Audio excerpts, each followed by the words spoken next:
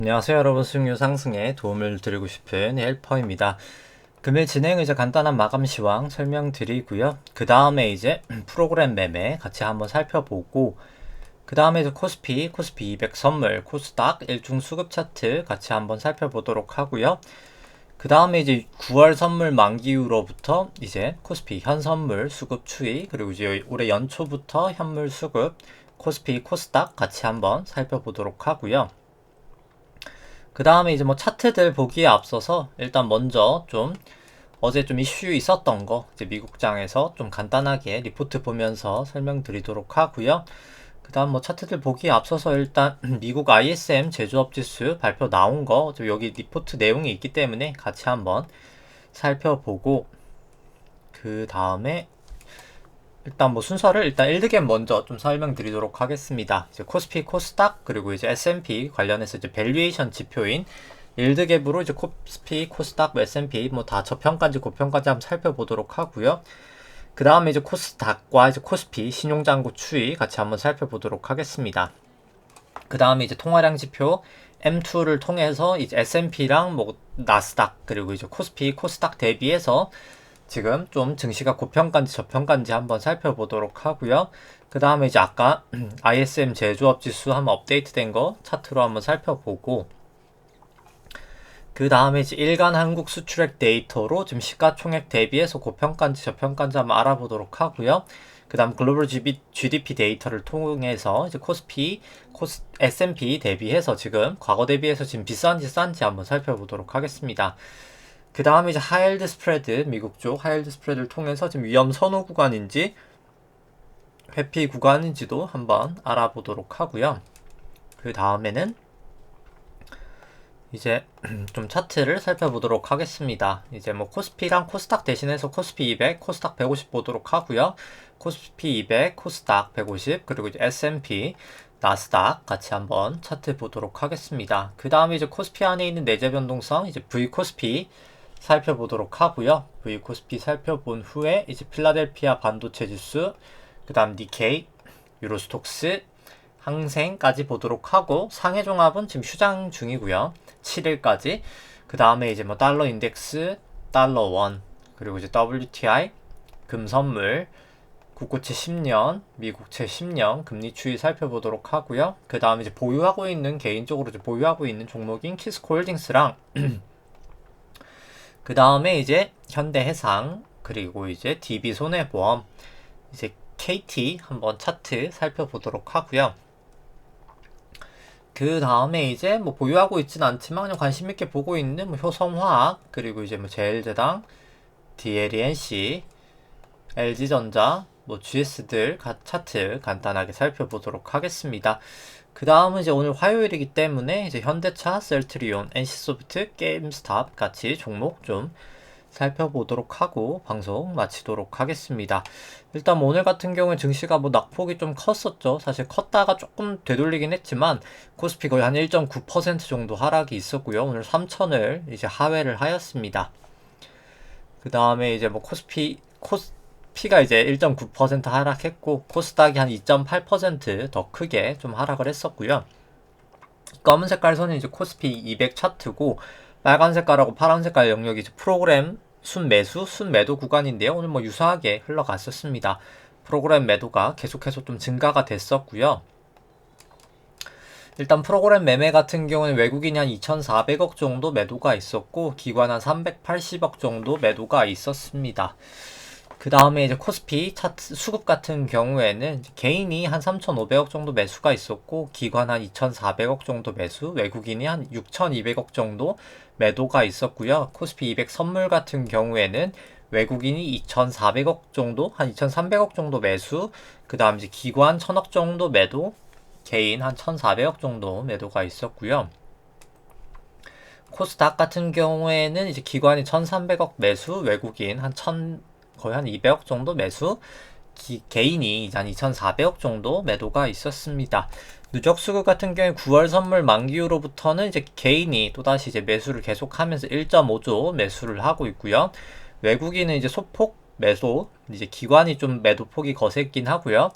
이제 선물 같은 경우엔 기관이 이제 이 현물 매도하는 걸 해지하기 위해서 조금 매수를 하고 있고, 개인 외국인은 다 선물 아직까지는 매도 포지션 중입니다. 연초 이후로부터는 뭐 개인 수급 어마어마합니다. 지금 72조 매수를 하고 있기 때문에 저는 수급상은 뭐 상당히 좋지 않다라는 생각입니다. 계속해서. 그 다음에 이제 뭐 코스닥 같은 경우도 뭐 사실 다르진 않고요. 거의 똑같은 상황이죠. 뭐 사실 뭐 차트가 너무 비슷하기 때문에 뭐 코스닥 설명은 생략하도록 하고, 여기도 뭐 연초 위로부터 뭐 수급 자체 상당히 좋지 않다. 개인만 사고 있는 장이다. 12조 정도 사고 있는데 수급이 코스닥도 상당히 좋지 않다라고 판단이 됩니다.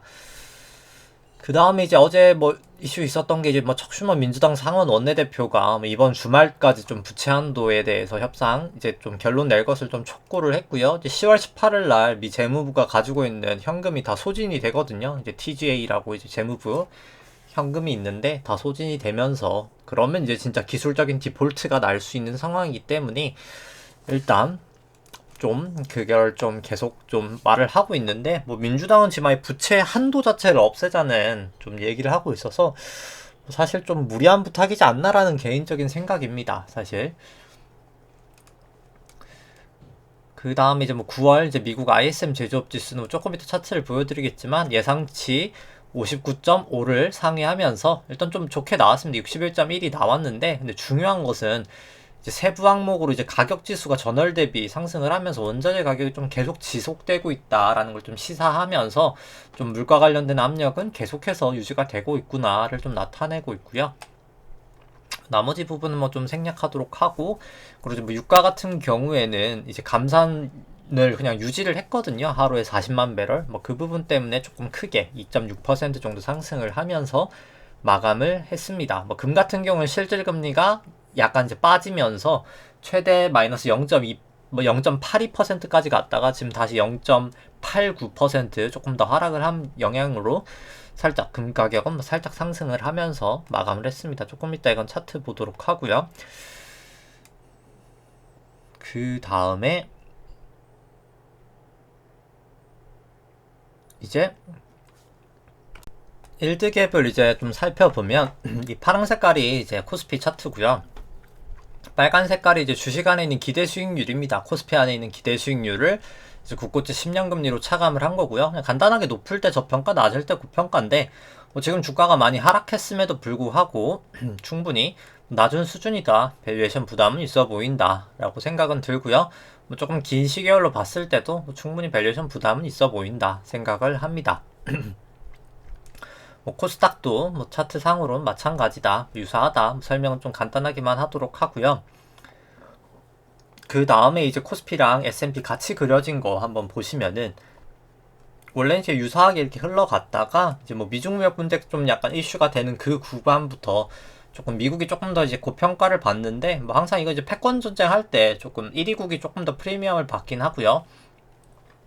근데 결국 이제 패권 전쟁 끝나면 전 미국도 다시 이제 우리나라랑 키 맞추긴 하리라 생각을 합니다. 뭐 결국 일단 지금 당장은 두 나라 다 고평가고 상대적으로 미국이 더 고평가다라고 보여지고요.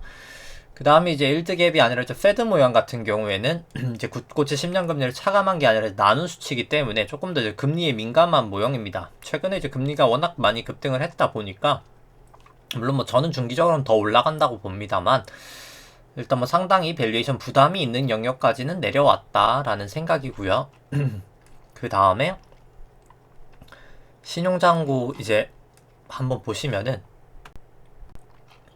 일단 뭐 코스피랑 코스닥 합산 신용장고 일단 먼저 한번 보시면은 수치상으로 24조 한 6천억 정도 되면서 일단 조금이나마 계속 정부에서 압박을 가하다 보니까 좀 감소를 하고 있습니다. 뭐 그 부분에 영향도 있을 것 같고요. 이제 주가가 많이 빠지다 보니까 개별 종목 같은 경우에는 뭐 30% 이상 빠진 종목들도 워낙 많다 보니까 반대 매매가 뭐 계속 나오고 있는 상황도 있는 영향이 있다라는 생각이 들고요. 뭐 그럼에도 불구하고 사실 신용잔고 절대치량은 과거 대비해서 상당히 높은 수준이고, 신용잔고를 이제 코스피 총으로 나눈 수치도 상당히 높은 수준이다 라는 생각입니다. 상당히 좀 위험해 보이는 상황이고, 코스피 이제 신용잔고 증감 속도 같은 경우에 이렇게 빠지고 있는데, 빠질 때가 항상 결국 돈이 더 이상 풀리지를 못한다는 말이거든요. 대출로서. 지금 그런 상황이기 때문에 더 이상 풀릴 돈이 없다 라는 상황이기 때문에 개인적으로는 저는 계속해서 증시는 좋지는 않다, 중장기적으로는 생각은 듭니다.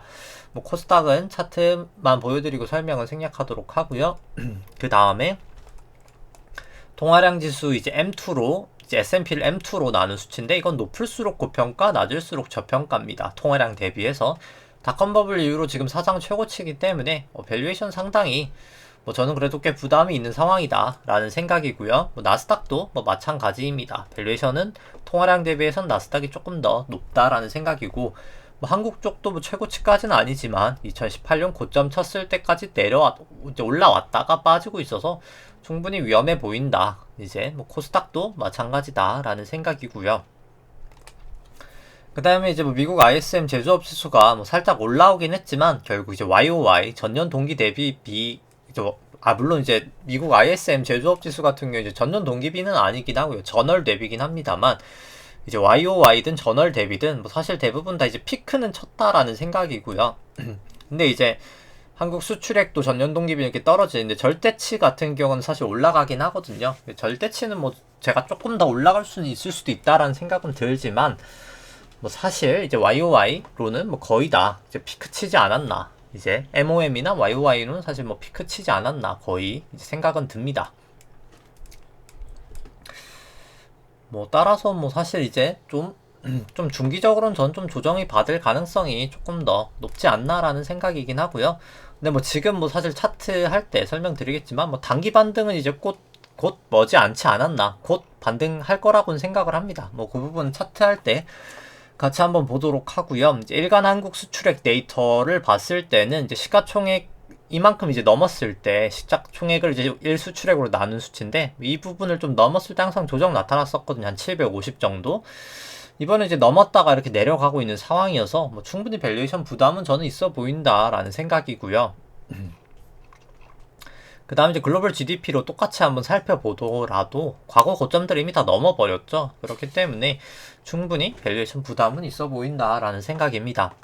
그 다음에 이제 미국 쪽 하이힐드 스프레드 보더라도 200일 이동평균선 아직까지 넘어서고 있지 못하기 때문에 장기 추세는 여전히 아직까지는 위험 선호 구간이다 라고 보여지고, 중기 추세인 120 이동평균선 아직까지는 넘진 못해서 아직까지는 위험 선호 구간. 다만 이제 50 이동평균선은 슬슬 목에 이제 차이기 때문에 거의 넘을랑 말랑은 하죠. 근데 그럼에도 불구하고 아직은 넘진 않았기 때문에 아직까지는 위험 선호 구간이다 라고도 단기 추세는 볼 수 있을 것 같습니다. 그 다음에 이제 차트를 보시면은, 일단 코스피 200 같은 경우에는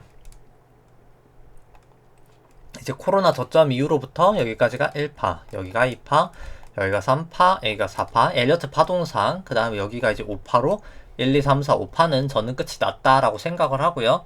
그 다음에 이제 내려가는 파동이 여기까지가 이제 A파, 여기가 이제 B파, 여기가 지금 C파다라고 생각을 합니다. 그래서 이제 5파랑 B파를 이렇게 채널링을 그어봤을 때, 일단 제가 여기를 이렇게 하회했다가 재차 이제 반등할 때 좀 아마 이제 그때가 반등이지 않겠냐라고 했는데, 일단 오늘 같은 경우는 그냥 아직까지 반등까지는 못했습니다. 이제 꼬리가 나와가지고 사실 이제 좀 반등할 수 있는 가능성이 있지 않을까라는 생각이긴 하고요. 그래서 사실 오늘 저 같은 경우는 그냥 이제 해치 걸었던 건 사실 다 풀어버렸습니다. 이제 꼬리를 나는 걸 보고, 일단 조금 이따 이제 얘기하겠지만, 저는 쭉 빠지더라도 이제 좀 빠지고 이제 단기 반등은 있을 것 같긴 하거든요. 이제 좀 그려보면은 여기가 이제 마지막 5파는 무조건 10파는 무조건 5파로 이루어지는데, 이렇게 1, 2, 3, 4, 5로 여기가 1파, 여기가 2파, 이제 플랫으로 2파, 그 다음 여기가 이제 3파, 여기가 이제 지그재그로 4파, 그 다음에 이제 여기가 5파다 라고 보여지는데, 설사 이걸 좀 사실 5파가 조금 애매하긴 합니다. 지금 이제 그렇기는 한데, 이제 이거를 1, 2, 3, 4, 5로 읽어서 끝이 났다라고 볼 수도 있고, 아니면 여기가 1, 2, 3, 4, 5로 끝이 났다고 볼 수도 있고, 아니면 여기가 1, 2, 3, 4, 5로 이렇게 될 수도 있긴 하거든요. 좀 마지막에 지금 조금 잘 안 보이긴 해서, 이게 딱 어디가 바닥이다라고 딱 확언하기는 힘들지만, 충분히 꽤 오지 않았나라는 생각이긴 합니다. RSI를 보거나 여러 가지 봤을 때, 뭐 일단 뭐 저 추세를 했던 것도 그렇고 뭐 저는 일단 여기서 그냥 해지는 좀 풀어놓은 상황입니다. 뭐 조금 있다 이제 다시 이제 비파 보고 나서 뭐 그때 저는 조금 매도를 이제 다시 이제 선물 매도랑 이제 뭐 풋옵션 매수를 할 생각이고요. 아직까지는 조금 이제 그냥 해지를 풀어놓은 상황입니다. 일목균형표 그냥 단순하게 괴선만 봤을 때 전환선 기준선 다 하회하고 9일 26일 프랭스팬 뭐 다 역전돼 있고 구름대 하회하고 이제 50일 200일 이동평균선도 이제 데드 크로스 나오면서 추세는 상당히 좋지 않다라는 생각이고요.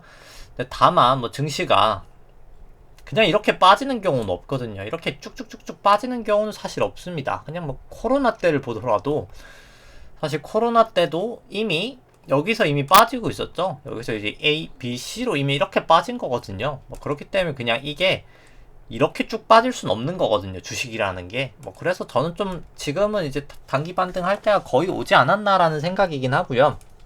그냥 구주봉으로 봤을 때도 근데 다만 장기 추세는 RSI 여전히 이제 안 좋아 보이는 상황이고 볼린저 밴드 타다가 이탈해서 사실 중기 추세는 여전히 안 좋다. 결국은 사실 전 단기 반등했다가 더 빠진다라고는 보고요.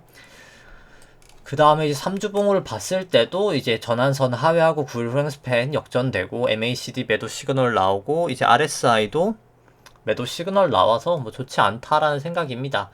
근데 뭐 주봉상으로도 이제 구름대 안으로 들어오고 9일 26일 프랭스팬 뭐다 역전이 됐기 때문에 뭐 주봉상으로도 추세는 좋지 않다. 뭐 계속해서 추세는 좋지 않다라는 생각이고요.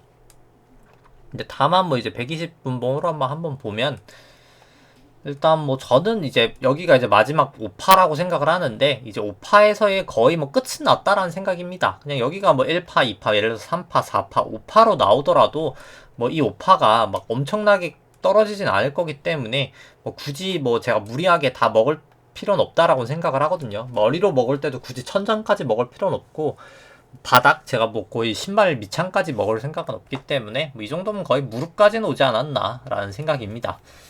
그래서 뭐 더 빠질 수도 있기는 한데 뭐 일단 지금 당장 크게는 뭐 굳이 욕심내지 말자 뭐 그 정도 느낌인 것 같고요. 코스닥 150도 뭐 차트가 다 깨졌죠. 뭐 다 깨졌기 때문에 뭐 여전히 여기도 추세는 좋지 않다라는 생각입니다. 뭐 그렇기 때문에 오히려 이제 뭐 코스닥은 사실 좀 반등이 컸었었죠. 그래서 뭐 사실 여기가 이제 5파 고점 치고 나서 전혀 이제 A, B 이렇게 C라고 보기 때문에 오히려 코스닥은 좀 더 조심을 해야 되시지 않을까라는 생각이고요. 근데 뭐 한번 여기도 분봉으로 뭐 좀 살펴보면 제가 지금은 코스닥 그렇게 잘 보고 있지는 않은데 근데 뭐 여기도 사실 뭐 어떻게 보냐에 따라 다르겠지만 1, 2, 3, 4, 5가 거의 나오지 않았나라는 생각이긴 합니다. 뭐 이런 식으로 아마 그래서 좀 단기 반등은 전 좀 있을 수 있지 않을까 생각을 하는데 뭐 그 단기 반등 때 뭐 사실 뭐 적극적으로 매수를 하셔서 뭐 돈을 번다기보다는 뭐 저는 그냥 이제 거기를 못 파신 게 있다면 좀 팔 기회로 삼으면 좋지 않을까라는 생각입니다. 그 다음에 이제 S&P 같은 경우는 뭐 S&P도 이제 마지막 5파고요. 그냥 앞에 파동은 뭐 굳이 설명은 생략하도록 하고 여기 뭐 120 이동평균선 하회하고 뭐 구름대 뭐 전환선 기준선 뭐 9일 26일 프랑스타임 뭐 다 역전돼 있어서 뭐 추세는 좋지 않다라고 당연히 생각을 하는데 이제 뭐 여기도 그냥 120분봉으로 봤을 때 이제 여기 같은 경우에는 여기까지가 그냥 A파, B파, C파였다라고 보여지고요. 그게 이제 큰 A파고 여기는 이제 아마 여기가 A, B, C로 B파 그 다음에 이제 여기가 이제 1, 2, 3, 4, 5로 아마 떨어질 텐데 이제 여기도 이제 마지막에 C파가 조금 잘 안 읽히긴 합니다. 좀 애매하긴 하고요. 그래서 이걸 1, 2, 3, 4, 5로 봐서 여기가 그냥 끝이 난 건지 아니면은 이제 뭐 여기가 뭐 한 1, 2, 뭐 3에 1, 3에 2, 3에 3으로 뭐 더 빠질지는 모르겠습니다만 일단 뭐 적어도 일단 지금 당장은 저는 여기가 1, 2, 3, 4, 5로 빠지는 게 좀 더 맞지 않을까라고는 일단 보고 있어서 일단 뭐 곧 반등은 하지 않을까라는 생각입니다. 뭐 나스닥도 일단 일봉상으로는 마찬가지인 상황이고 뭐 나스닥이 조금 분봉으로 살짝 다르긴 합니다. 왜냐면 나스닥이 보면은 여기가 A, B, C로 A파 끝나고 뭐 B파 끝난 것까지는 똑같은데 여기가 뭐 1, 2, 3, 4, 5라 하기엔 좀 여기 위치가 살짝 다르긴 해서 근데 뭐 다르긴 합니다만 뭐 저는 일단 뭐 꽤 많이 사실 오지 않았나라는 생각이고요. A파 바닥이 뭐 거의 다 오지 않았나라고는 보여지는데 뭐 일단 저도 여기 C파는 마지막 파동은 조금 깔끔하게 일치진 않아서 뭐 보수적인 분들이라면 그냥 해치 더 하고 있어도 사실 크게는 무리가 없고, 일단 뭐 만약에 확 더 빠질 것 같다라고 하면 일단 뭐 좀 추세를 봐야 될 것 같긴 한데, 뭐 아직까지는 일단 뭐 저는 뭐 한 1, 2% 정도 하락 내외, 뭐 최대한 3% 이내에서 하락하거나 아니면 이제 지금 반등하거나 뭐 그런 식으로 나올 것 같습니다. 이제 비트코인 같은 경우는 이제 여기가 1, 2, 3, 4, 이제 1, 2, 3, 4, 5인 건 저거 변함이 없는데, 보시면은 여기 이제 내려가는 파동이 만약에 이제 여기가 5파 고점이었다라고 치면은 여기가 이렇게 해서 끝날 순 없거든요. 얘가 여기까지 올라올 순 없어가지고, 그러면 이제 좀 카운팅이 살짝 달라져야 하는데, 근데 제가 봤을 때 여기가 5파로 끝나서 하락이 끝일 가능성은 전 좀 낮다고 생각을 하고, 그럼 결국 여기가 이제 A파든 1파가 나오고 나서 여기가 이제 B파인데, B파거나 2파인데 여기가 이제 A고 그 다음에 여기가 B고 그 다음에 1, 2, 3, 4, 5까지 나오고 나서 이제 오니까 여기는 여기만 넘지만 않으면 되는 거거든요. 전고점만. 그 다음에 이제 아마 C파나 3파가 저는 좀 나오지 않을까라고 일단 뭐 아직까지는 생각을 합니다. 근데 일단 뭐 저는 비트코인 투자를 하고 있진 않기 때문에 뭐 비트코인 사실을 그렇게 자세히 보고 있진 않고요. 근데 워낙 비트코인도 요즘에 좀 자산 시장에 미치는 영향이 크다 보니까 그래도 이제 그냥 가끔씩 이제 좀 보고 있는 상황입니다. 근데 다만 뭐 일단 제가 직접 투자를 하진 않고 뭐 요거 같은 경우에 제가 그냥 참고로만 보고 있어서 좀 파동이 아주 정확하진 않을 수 있다. 뭐 그 정도만 참고해 주시면 될 것 같긴 하고요. 그 다음에 이제 코스피 안에 있는 내재 변동성 뭐 오늘 급락하면서 엄청 많이 올라갔다가 21%까지 갔다가 뭐 일단 좀 긴 꼬리를 내고 내려온 상황이어서 뭐 저는 좀 이제 다시 좀 반등할 수 있지 않을까 이제 생각이 들고요. 뭐 일단 그럼에도 불구하고 사실 추세상은 큰 문제 없습니다. 근데 뭐 RSI도 이제 사실 과매수 구간이긴 해가지고 뭐 좀 단기 조정은 언제든 좀 있을 수 있지 않을까라는 개인적인 생각이고요. 그 다음에 이제 뭐 필라델피아 반도체지수 같은 경우엔 구름대까지 깨면서 내려와서 추세는 상당히 일단 지금 당장은 좋지 않다라는 생각이고, 뭐 니케이 같은 경우는 이제 딱 구름대 하단 부근에서 딱 지지하고 꼬리를 모여서 뭐 개인적으로 이제 뭐 좀 단기 조정은 끝이 난 게 아닌가, 이제 일단 빠진 것만큼 좀 반등했다가 재차 이제 또 빠지지 않을까. 좀 단기 반등은 좀 있을 수 있는 자리지 않나라는 생각은 들기는 하고요. 뭐 유로스톡스 같은 경우도 뭐 똑같다라고 봅니다. 이제 뭐 저기가 오파였다는 거는 뭐 크게 이견이 없고, 여기 이제 고점이 오파였다는 건 이견이 없고, 여기도 A, B, C로 끝나고 그 다음 B 나오고 나서 지금 이제 C인데 뭐 여기 이제 1, 2, 3, 4, 5였거나 아니면 1, 2, 3, 4 5가 이제 여기가 1, 2, 3, 4, 5일 수도 있긴 해서 딱 한 번 정도 하락이 더 있을 수도 있고 아니면 끝날 수도 있고 딱 그 정도 느낌인 것 같습니다. 지금 뭐 한국이나 뭐 이제 코스피나 뭐 S&P나 나스닥이나 메르톡스나 다 일단 그렇고요. 근데 이제 한 번 더 떨어진다고 해도 저는 이제 그게 커봐야 뭐 한 이 정도일 거거든요. 커봐야. 그래서 뭐 이 정도는 그냥 좀 버리자. 이제 내가 바로 올라갈 수도 있고 아닐 수도 있는데, 그래서 뭐 일단 해지는 뭐 풀어 놓은 상황입니다.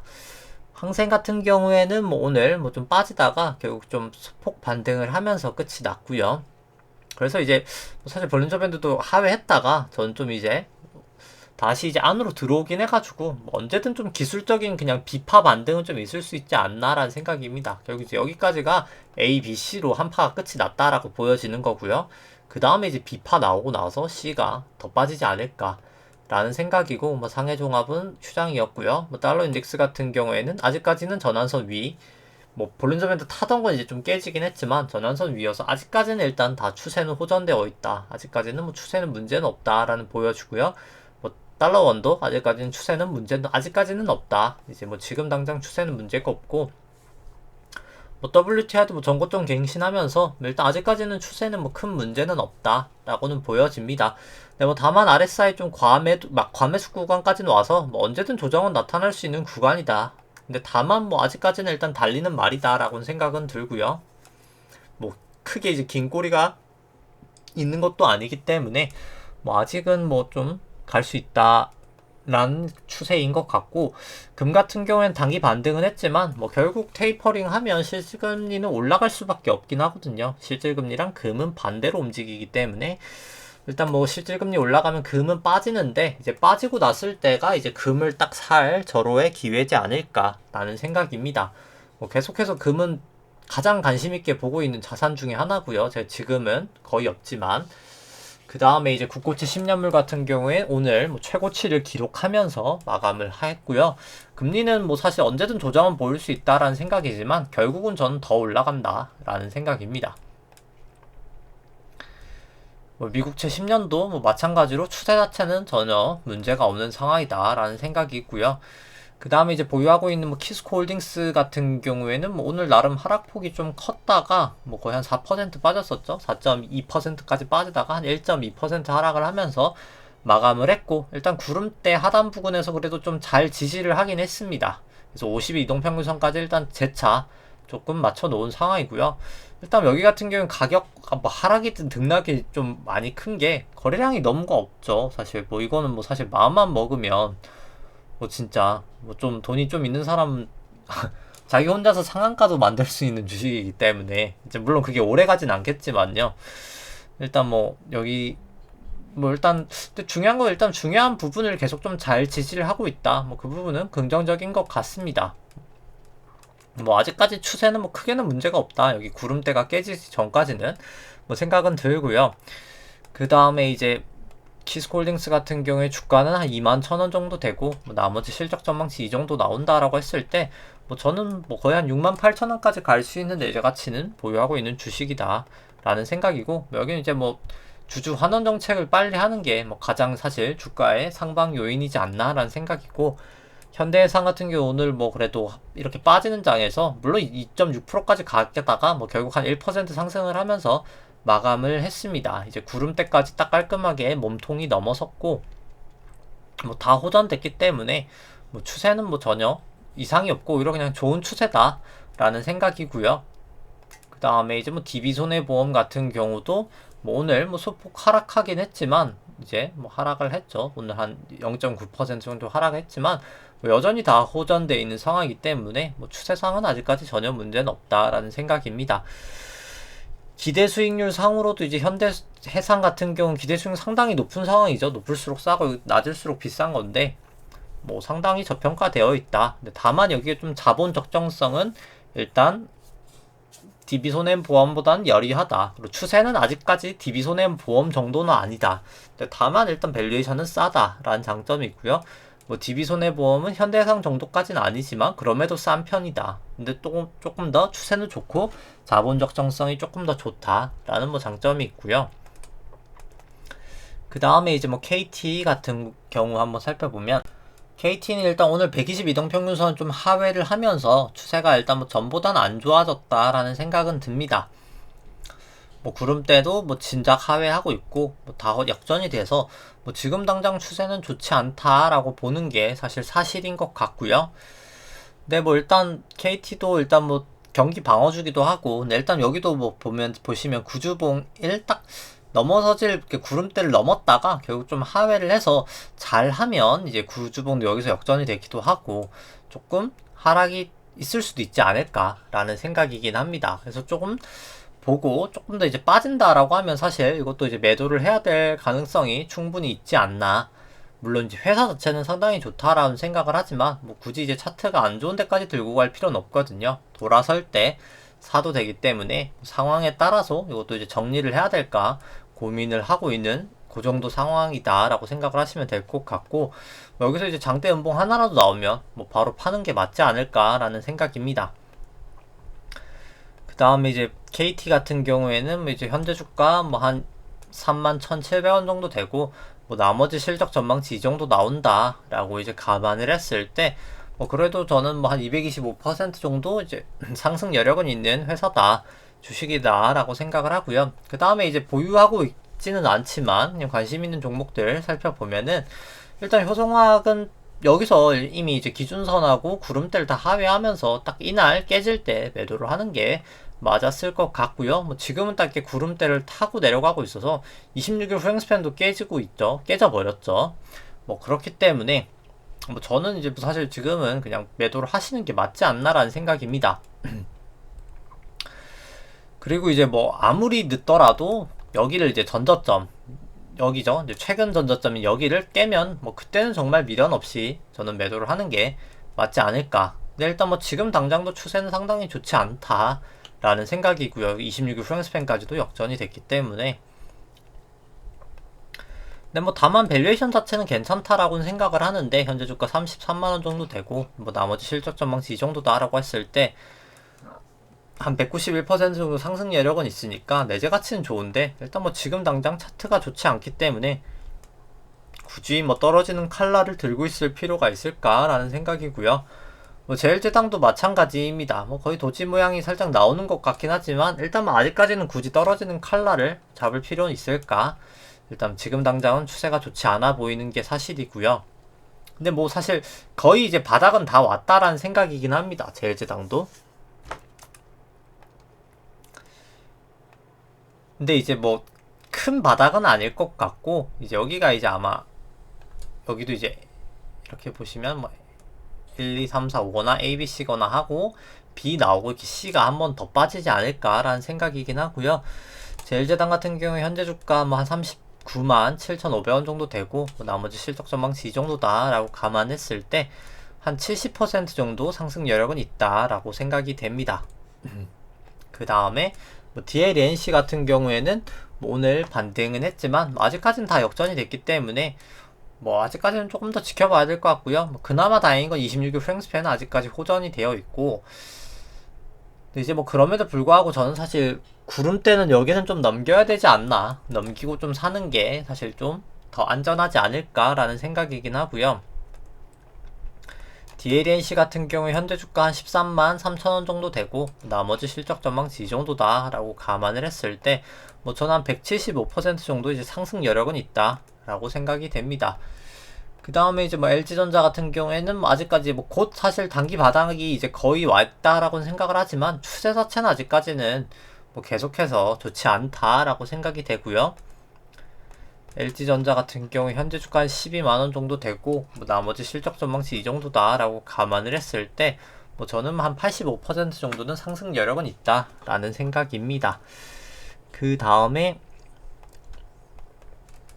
GS 살펴보면 뭐 GS 유가 이제 반등하면서 조금 반등을 하고 있고요. 일단 뭐 아직까지는 여기는 다 추세가 좋은 상황이기 때문에 뭐 충분히 저는 매수 가능한 레벨이다 라고는 생각을 합니다. 뭐 매도를 한 다음에 이제 구름대 밑으로 재차 하회하면 그때를 좀 손절 라인으로 삼으면 되지 않을까 라는 생각이고요. GS 같은 경우 현재 주가 한 45,000원 정도 되고 뭐 나머지 실적 전망치 이 정도 나온다 라고 감안을 했을 때 뭐 한 98만, 이제 98,000원까지 이제 올라갈 수 있는 내재 가치는 보유하고 있는 주식이다 라는 생각입니다. 이제 그 다음에 이제 오늘 볼 종목들 살펴보면은 오늘 화요일이다 보니까 현대차, 셀트리온, NC소프트, 이제 게임스타 보도록 하겠습니다. 현대차 먼저 절대가치 평가로 살펴보면 현대차 현재 주가 한 19만 3,500원 정도 되고요. 나머지 이제 뭐 할인율 11.17%, 연구 성장률 3%, 뭐 캐펙스 4조 2천억 정도, 그 다음에 실적 전망치 이 정도 나온다라고 감안을 했을 때 뭐 저는 밸류에이션 상당히 부담이 있다라고 나옵니다. 뭐 적정 주가가 5만원밖에 나오지 않기 때문에 뭐 저는 생각보다 상당히 이거보다 실적이 더 좋은 게 선반영이 되어 있다라는 생각이고요. 뭐 그렇기 때문에 뭐 저는 일단 뭐 좀 밸류에이션 부담은 사실 좀 있어 보인다 라는 생각입니다. 뭐 림으로 계산했을 때는 거의 적정하게 나오기 때문에 적정하거나 밸류에이션 부담이 있거나 뭐 둘 중 하나. 근데 좀 주가가 워낙 차이가 많이 나서 뭐 좀 약간 여기 같은 게 좀 애매하긴 한데, 그럼에도 불구하고 싼 건 아니다 라는 딱 생각이고요. 그 다음에 이제 뭐 상대가치 평가로 봤을 때도 과거 대비해서 지금 뭐 주식이 많이 빠지긴 했는데, 주가가 많이 빠지긴 했는데, 뭐 그럼에도 불구하고 뭐 과거 대비해서 싼가에 대해서는 아직까지는 뭐 싼 편까지는 아니다 라는 생각이고요. 그 다음에 이제 뭐 현대차 같은 경우에는 이제 아까 요 기대 수익률 같은 경우에 결국 파란 색깔이 주가고요. 현대차 주가고요. 이 연두 색깔이 이제 기대 수익률입니다. 그냥 높을 때 저평가, 낮을 때 이제 고평가라고 보시면 될 것 같고, 그 다음에 이제 뭐 현대차 같은 경우에는 일단 뭐 아직까지는 추세가 좋지 않습니다. 뭐 다 역전됐기 때문에 뭐 지금 당장 추세는 좋지 않다라고 생각을 하고, 뭐 언제든 사실 여기도 이제 비파에 기술적인 반등은 좀 있을 수 있다라고 보는데, 뭐 결국은 사실 더 빠지지 않을까라고, 단기 반등 후에 저는 좀 더 빠지지 않을까라고 생각이 되고요. 그 다음에 이제 셀트리온 같은 경우 현재 주가 21만 8천원 정도 되고, 뭐 나머지 실적 전망치 이 정도 나온다라고 감안을 했을 때, 뭐 저는 밸류에이션 부담은 있어 보인다. 뭐 여기 이제 리미든 FCF든 다 마이너스 한 65% 정도 나오기 때문에 뭐 상당히 밸류에이션 부담은 있어 보인다라고 생각은 들고요. 그 다음에 이제 뭐 셀트리온 같은 경우에 상대가치 평가로는 뭐 좀 쌀 수도 있다라고 나오는데, 이거 항상 그냥 과거에도 이 주식은 계속해서 그냥 고평가였다라고 생각을 할 수 있지 않나라는 생각이고요. 그 다음에 뭐 셀트리온 차트 보시면은, 뭐 셀트리온 같은 경우에 이제 아무래도 머크에서 이제 경구용 치료제도 나오다 보니까 이제 뭐 아무래도 좀 그 부분 이슈가 있다 보니까 항체 치료제랑 좀 겹치는 부분이 있죠. 사실 항체 치료보다는 이제 경구용이 훨씬 더 이렇게 광범위하게 이제 쓸 수가 있다 보니까 이제 변이에도 더 효과가 좋고요. 그 부분 때문에 좀 오늘 뭐 백신 관련된 주나 바이오 쪽이 다 대다수 많이 하락을 했었고요. 일단 뭐 차트 같은 경우에는 뭐 다 역전이 되어 있죠. 뭐 그래서 추세는 여전히 좋지 않다. 다만 뭐 워낙 급락을 해서 뭐 언제든 단기 반등은 있을 수 있겠으나, 뭐 사실 굳이 떨어지는 칼날을 잡을 필요는 없다. 밸류에이션이 좋은 상황도 아니기 때문에 뭐 저는 뭐 사실 굳이 떨어지는 칼날은 잡을 필요 없다 생각을 합니다. 떨어지는 칼날을 굳이 잡을 거라면 펀더멘탈도 좋고 뭐 상당히 저평가가 돼 있을 때 사실 그런 떨어지는 칼날을 좀 잡아야 되지 않을까 라고 뭐 개인적으로 생각을 하고요. 그 다음에 이제 NC소프트 같은 경우에 현재 주가 56만원 정도 되고, 뭐 나머지 실적 전망치 이 정도다 라고 감안을 했을 때 그냥 지금이 주가가 그냥 거의 적정하다, 뭐 비싸지도 않고 싸지도 않다 라는 생각입니다. 그 다음에 이제 NC소프트 같은 경우도 뭐 그냥 상대가치 평가로 봤을 때도 뭐 비싸지도 않고 뭐 싸지도 않다 라는 게 뭐 딱 적절한 것 같고요, 상대가치 평가로도. 근데 이제 물론 리니지 W가 실적 전망치대로 어느 정도 실적이 나온다는 가정이 좀 있는 것이고요. 결국 실적 전망치에 어느 정도 반영이 되어 있기 때문에 여기도 뭐 상당히 주가가 많이 빠졌는데, 이제 볼린저밴도 곧 벌어질 텐데, 이렇게 모였다가 벌어지든 결국 벌어질 텐데, 뭐 그때 이제 위로 타고 가느냐 아래로 타고 가느냐가 가장 중요할 것 같습니다. 근데 일단 뭐 지금 당장은 다 추세가 일단 역전됐기 때문에 뭐 여기도 이제 굳이 떨어지는 칼날을 잡을 필요는 없다. 단기 반등은 사실 언제든 있을 수 있다 보는데 뭐 굳이 사실 리스크를 지금 감내를 할 필요는 없다라는 생각이고요.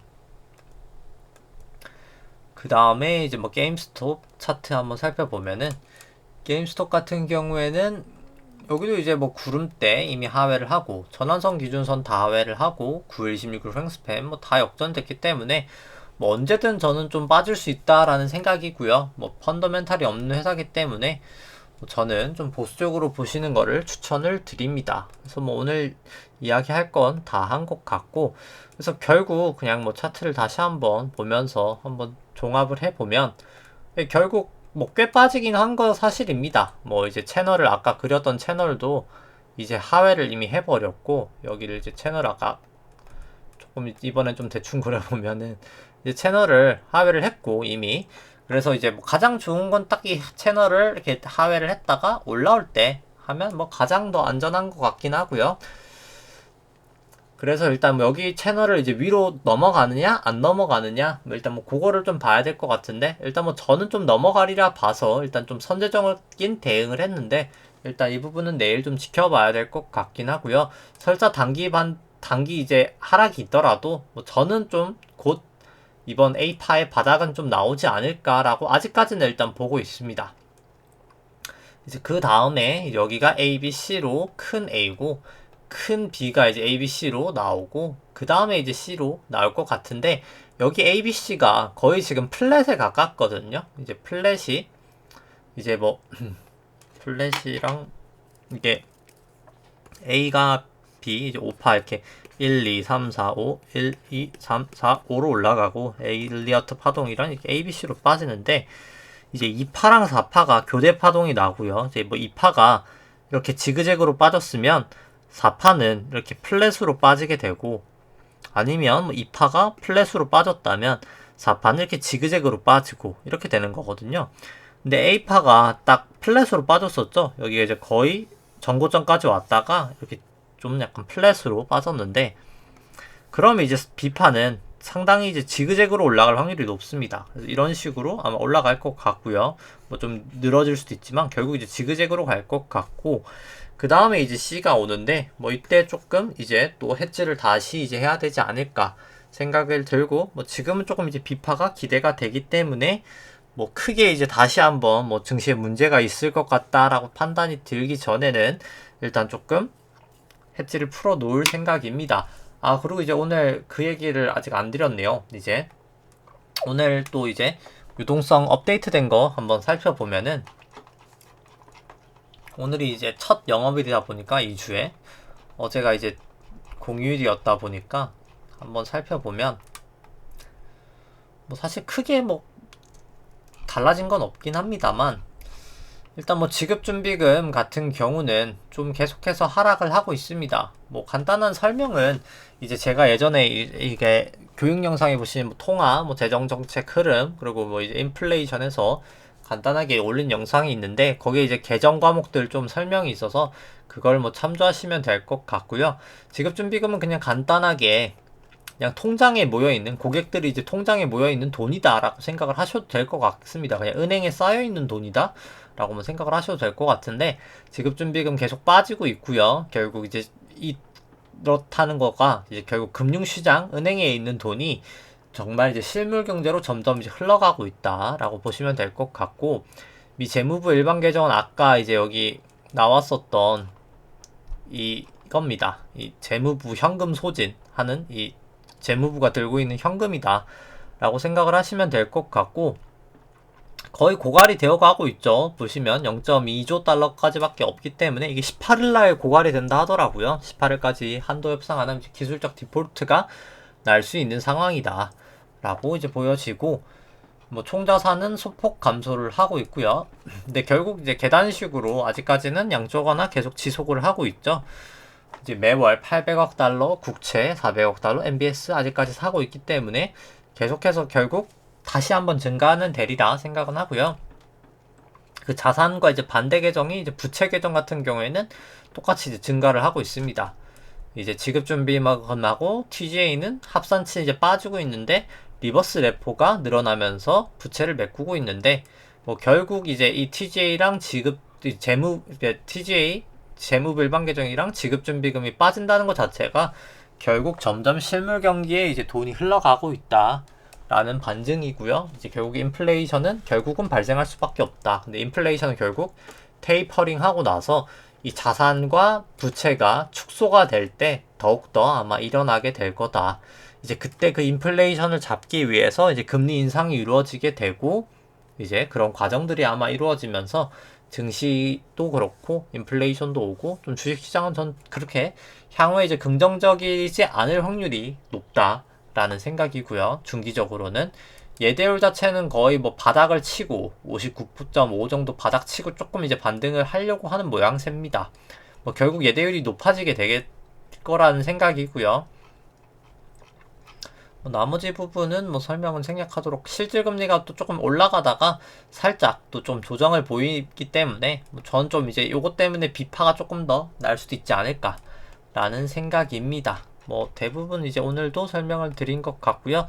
이제 또 새롭게 이제 시작한 한 주 또 화이팅 하시고, 또 내일 방송에서 찾아뵙도록 하겠습니다. 네, 좋아요와 구독 누르시면 감사하겠습니다. 이상입니다.